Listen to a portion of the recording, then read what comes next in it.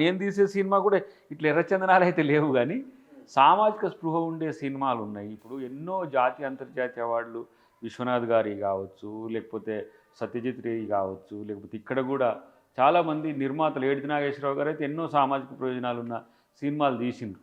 అది చిరంజీవి గారితో తీసిండ్రు, రుద్రవీణ లాంటివి తీసిండ్రు, స్వయం కృషి లాంటివి తీసిండ్రు, లేకపోతే దళిత ఉద్ధరణ కొరకు ఇప్పుడు జై భీమ్ సినిమా ఉన్నది. అవును. జై భీమ్ సినిమాకు ఏం ప్రచార ఆర్భాటాలు ఉన్నాయి, అంతర్జాతీయ స్థాయిలో దానికి ఆస్కార్ రావాలనే స్థితి వచ్చింది. జై భీమ్ను పుష్పను పోల్చుకుంటే రెండు వర్సటైల్గా ఉంటాయి, ఇది ఇటు ఇది ఇటు.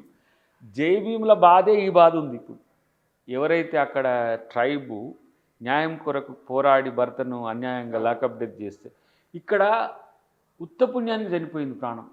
తన భర్త ఇప్పుడు కొట్లాడుతున్న నా భార్య ఇట్లా చనిపోయింది, నాకు న్యాయం చేయండి అని.